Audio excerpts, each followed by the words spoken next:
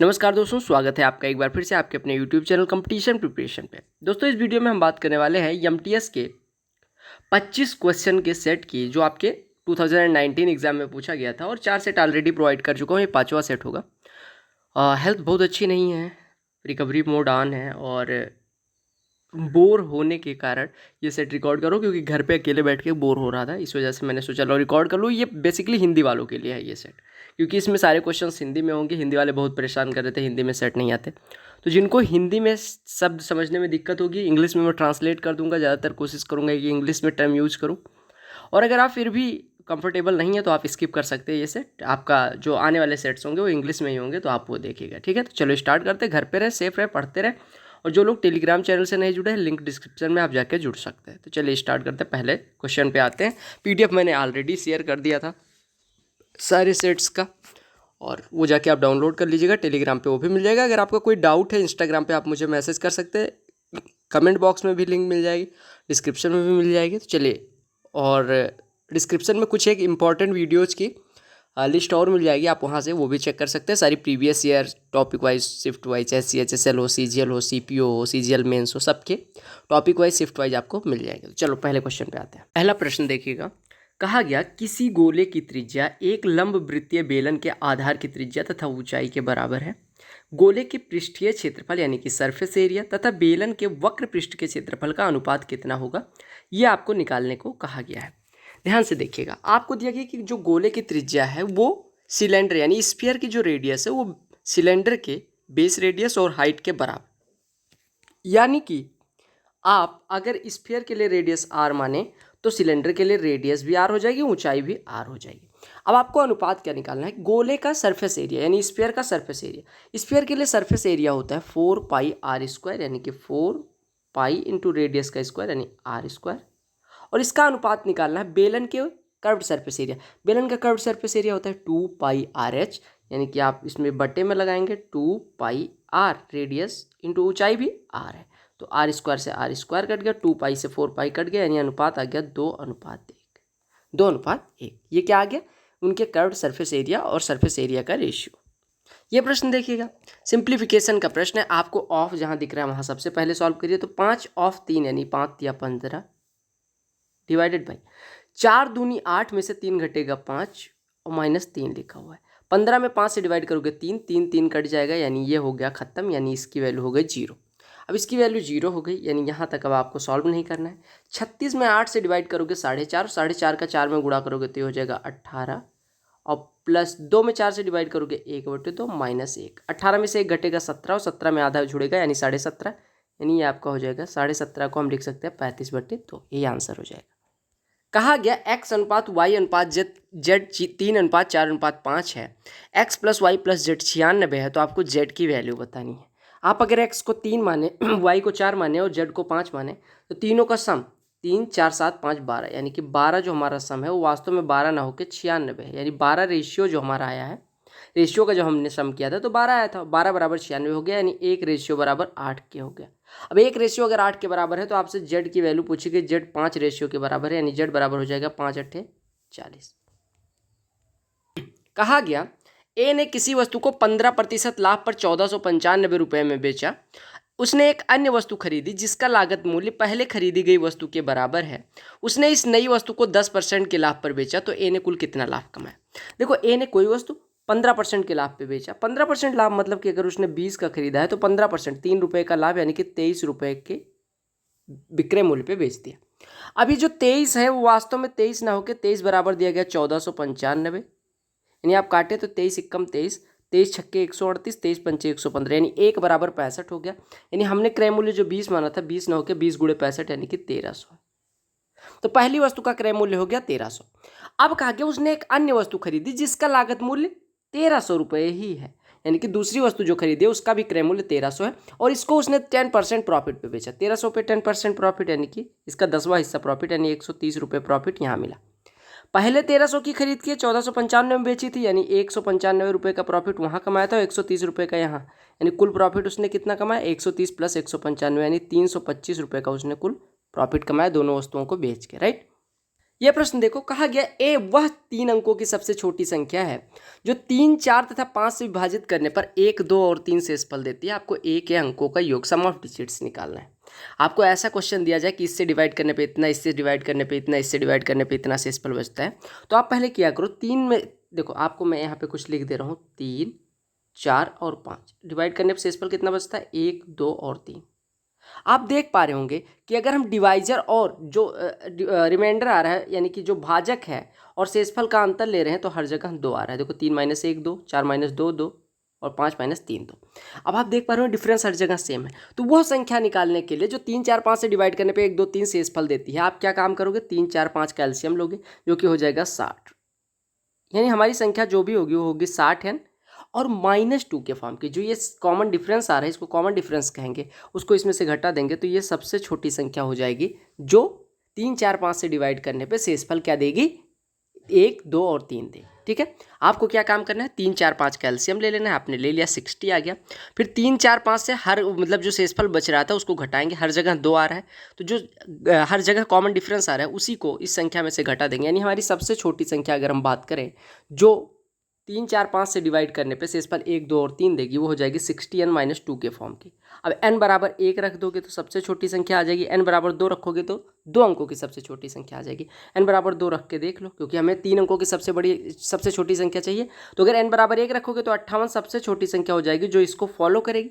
58 देख लो, 3, 4, 5 से डिवाइड करने पे 1, 2, 3 शेषफल। लेकिन क्या आपसे 2 अंकों की संख्या पूछी गई थी? नहीं, आपसे पूछी गई थी 3 अंकों की संख्या। तो n बराबर 2 रखने पे ही 3 अंकों की संख्या आएगी। n बराबर 2 रखोगे तो 60 दूना 120 - 2 यानी कि 118 वो छोटी से छोटी 3 अंकों की संख्या हो जाएगी, जिसे 3, 4 और 5 से डिवाइड करने पे शेषफल क्या आएगा, 1, 2 और 3 आएगा। तो आपके पूछा गया था कि इसके 118 के अंकों का योग क्या होगा, तो आप कहेंगे 8, 1, 9, 1, 10, सम ऑफ डिजिट्स। कहा गया ए कोई कार्य 10 दिन में कर सकता है, हमने लिख लिया ए कोई कार्य 10 दिन में कर सकता है।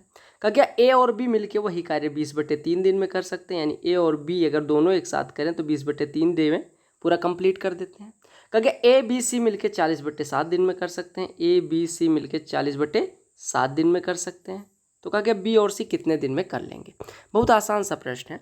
देखो, अगर हम 10, 20/3 और 40/7 का एलसीएम लें तो आपको पता है कि 40 इसका एलसीएम हो जाएगा, क्योंकि भिन्नों का एलसीएम मतलब होता है कि अंश का एलसीएम ले लेंगे, हर का एचसीएफ। तो 7, 3 और 1 का एचसीएफ तो 1 हो जाएगा, और 10, 20, 40 का एलसीएम 40। आप मान लीजिए 40 यूनिट टोटल वर्क है, तो ए 10 दिन में 40 करता है, यानी 1 दिन में 4 करता होगा। ए और बी मिलके 20/3 दिन में 40 करते हैं, यानी 1 दिन में 6 करते होंगे। क्यों कहेंगे 40/20/3 यानी 6।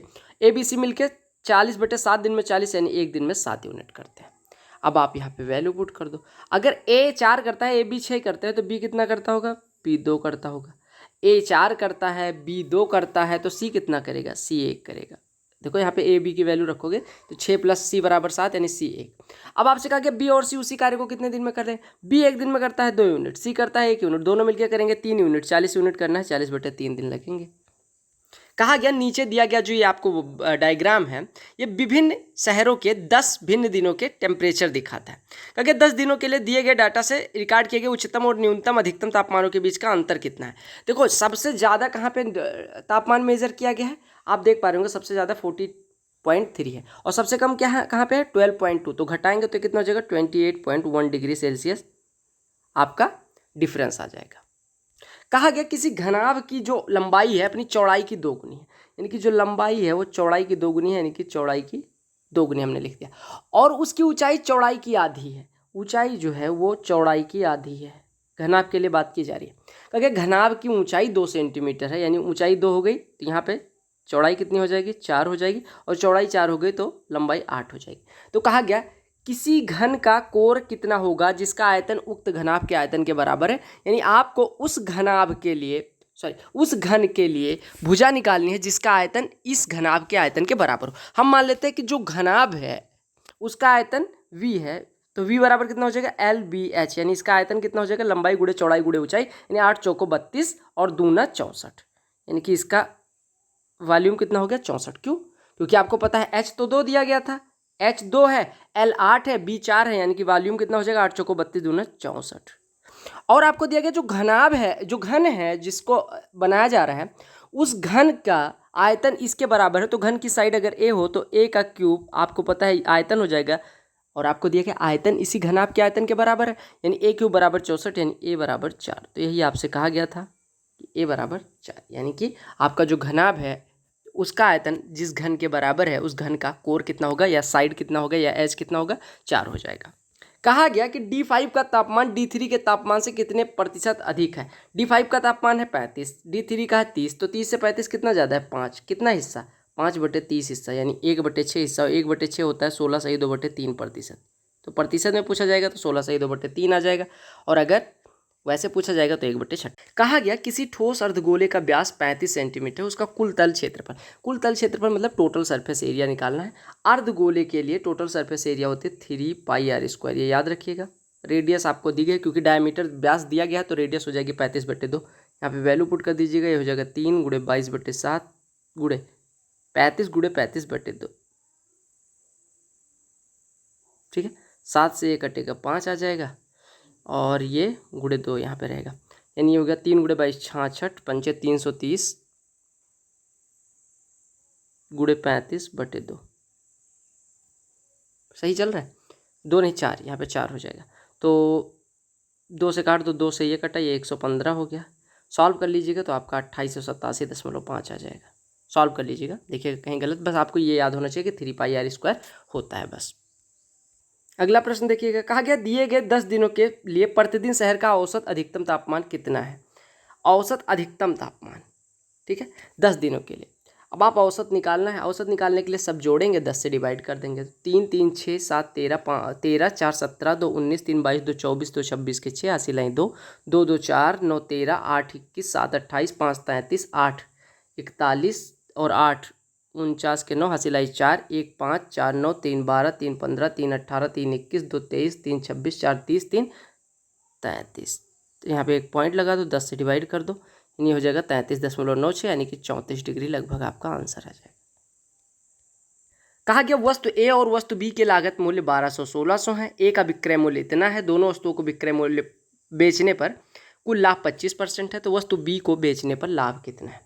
देखो, पहली वस्तु का 1200 रुपये में खरीदा गया, दूसरी वस्तु को 1600 रुपये में खरीदा गया। ठीक है, पहली वस्तु को 1380 में बेच दिया गया, 1380 में बेच दिया गया। ठीक है,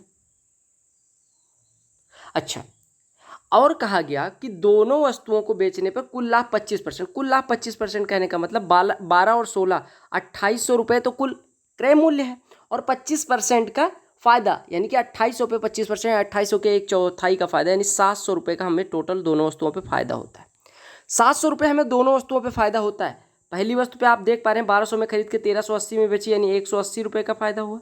अगर पहली वस्तु 180 फायदे पे बिकी है और टोटल 700 का चाहिए, तो दूसरी को हमें 520 के फायदे पे बेचना पड़ेगा, तभी तो टोटल 700 का फायदा होगा। यानी 1600 वाली वस्तु को 520 के फायदे पे बेचा जाएगा, तो प्रॉफिट परसेंटेज कितना हो जाएगा, 520/16, 16 इकन्नम 16, 16 तियाँ 48, 16 दूना 32.5, यानी 32.5% के प्रॉफिट पे दूसरी वस्तु बेची जाएगी। कहा गया मिल्क और वाटर, यानी दूध और पानी के 60 लीटर मिक्सचर में मिल्क और वाटर का जो रेशियो 3:2 है। अब 3:2, यानी अगर हम 3 लीटर माने दूध और 2 लीटर पानी, तो 5 लीटर बराबर 60 दिया गया, यानी 1 लीटर बराबर 12, तो दूध 3 में यानी कि 36 लीटर हो जाएगा, और वाटर कितना हो जाएगा, 12 दूना 24 लीटर हो जाएगा। कहा गया यदि हम दूध और पानी की मात्रा 1:1 के अनुपात में करना चाहते हैं तो कितना पानी मिलाना चाहिए। आपको 1:1 के अनुपात में करना है, यानी कि 36 लीटर अगर दूध है तो 36 लीटर पानी भी बनाना है। पानी हमारे पास है कितना, 24 लीटर, तो 12 लीटर अगर हम ऐड कर देंगे तो 36 लीटर पानी भी हो जाएगा। तो आपको ये देखना है 60 लीटर मिक्सचर में पहले दूध और पानी था कितना, अभी हमें करना कितना है, तो वही जोड़ दिया गया। कहा गया एक रेलगाड़ी 900 मीटर लंबे प्लेटफॉर्म को 300 सेकंड में पार करती है। यदि रेलगाड़ी की लंबाई 600 मीटर है तो वो एक स्थिर खंभे को कितने समय में पार कर सकती है।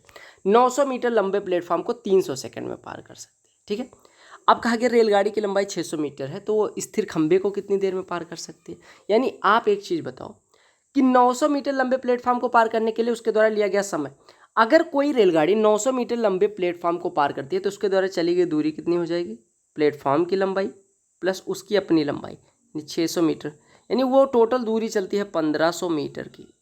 टाइम कितना लगता है उसे, 300 सेकंड का। तो उसकी स्पीड कितनी हो जाएगी, स्पीड बराबर होती है डिस्टेंस अपॉन टाइम, यानी 1500/3, यानी 5 मीटर पर सेकंड उसकी स्पीड है। ठीक है, अब 5 मीटर पर सेकंड वो स्पीड से चलती है। अब अगर वो किसी खंभे को पार करेगी तो उसके द्वारा चली गई दूरी उसकी लंबाई के ही बराबर होगी। यानी अभी डिस्टेंस अगर खंभे को पार करिए तो उसके द्वारा चली गई कुल डिस्टेंस कितनी हो जाएगी, 600 मीटर। उसकी स्पीड है 5 मीटर पर सेकंड, 600 मीटर चलना है, खंभे को पार करने में अपनी लंबाई के बराबर दूरी चलनी पड़ेगी। यानी टाइम कितना लगेगा, 600/5 यानी 120 सेकंड का। 120 सेकंड कितना होता है, 2 मिनट। कहा गया ए बी सी का औसत 9 है, बी और सी का 10 है, ए का मान। अब देखो ए बी सी का औसत अगर 9 है तो ए बी सी का योग कितना हो जाएगा, 3 9 27। बी और सी का औसत कितना है, 10, तो बी और सी का योग कितना हो जाएगा, 10 दूना 20, घटा दो तो ए बराबर आ जाएगा 7।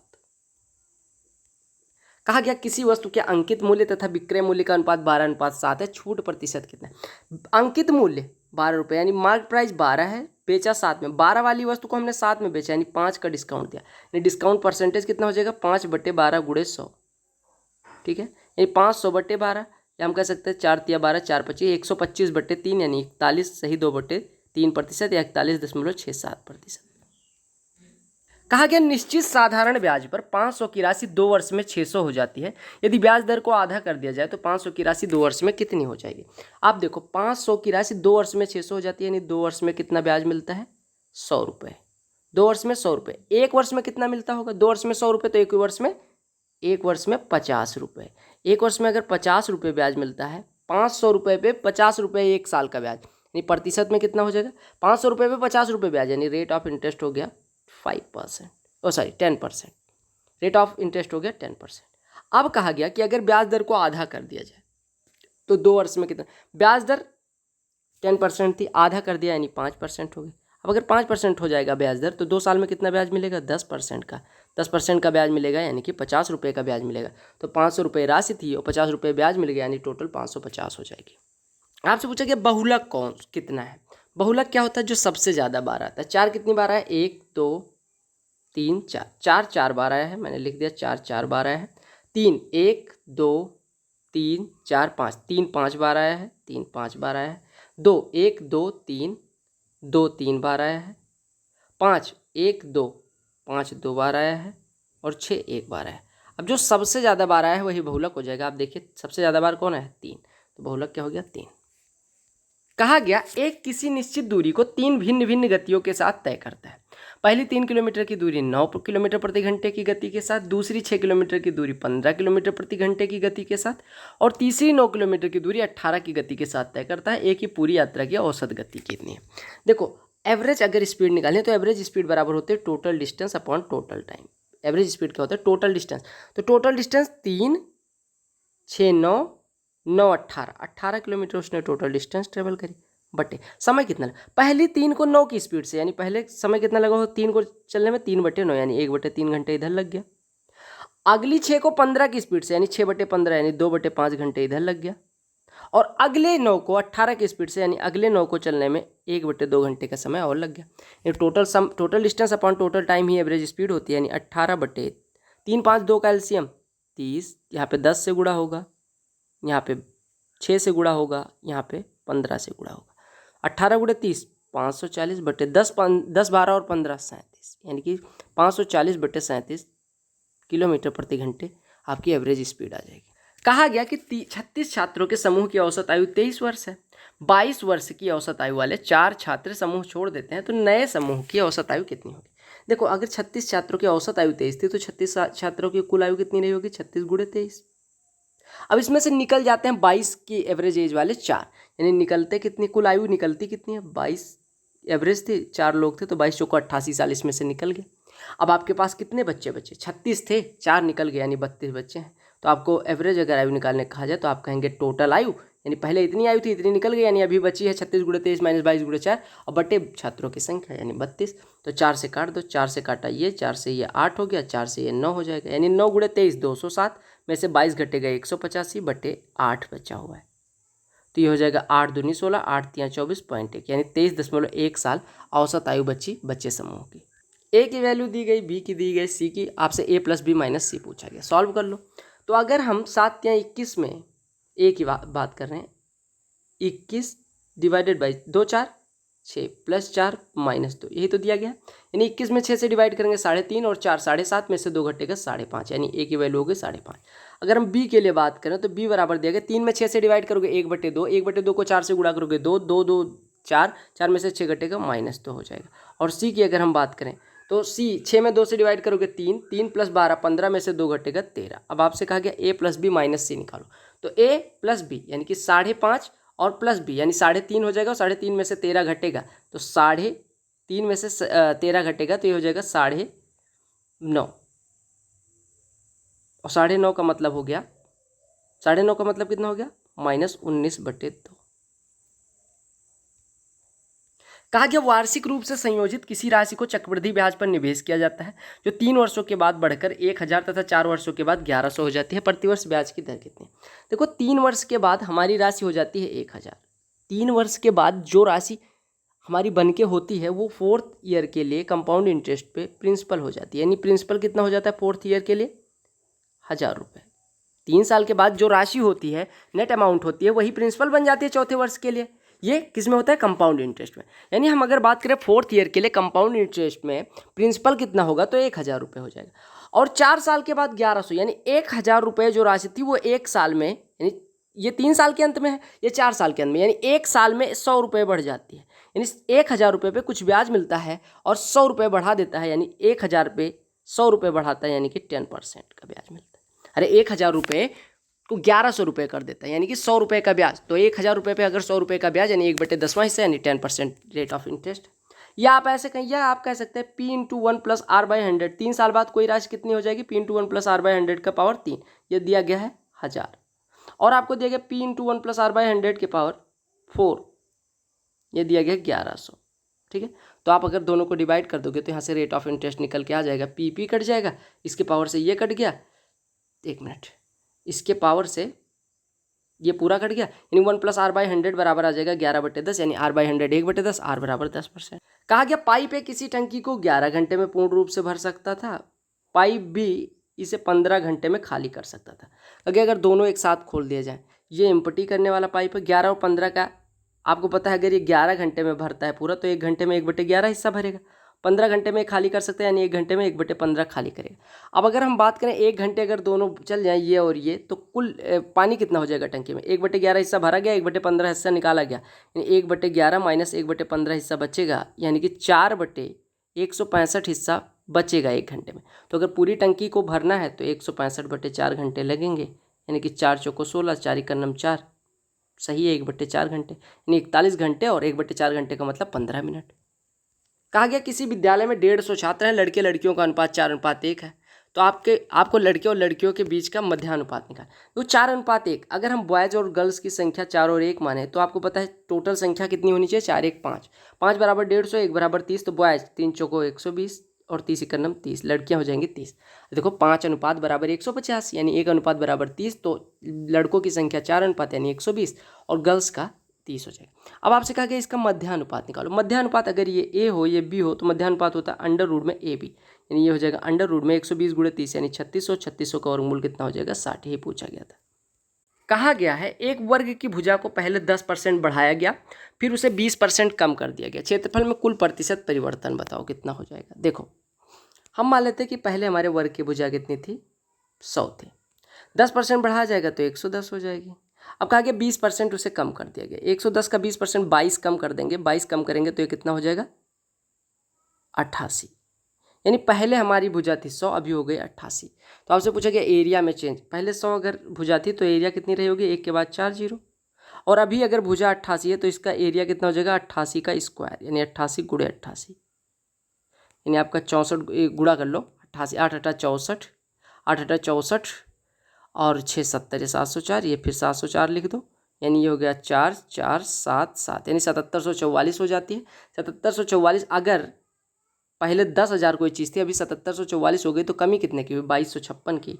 2256 इसका कितना परसेंट हो जाएगा? तो आप कहेंगे 22.56%, यानी 22.56% की कमी आई है। ठीक है, तो ये थे 25 क्वेश्चन जो आपको करवाने थे। आई होप आपको समझ में आ गए होंगे। अगर समझ में आए तो वीडियो को लाइक करना, बहुत सारी प्लेलिस्ट इधर दिख रही होगी, आप क्लिक करके देख सकते हैं, और चैनल पर नए होना सब्सक्राइब कर लेना, बहुत जल्द क्लासेज आएंगी तबीयत सही होने के साथ। घर पे रहें, सेफ रहें।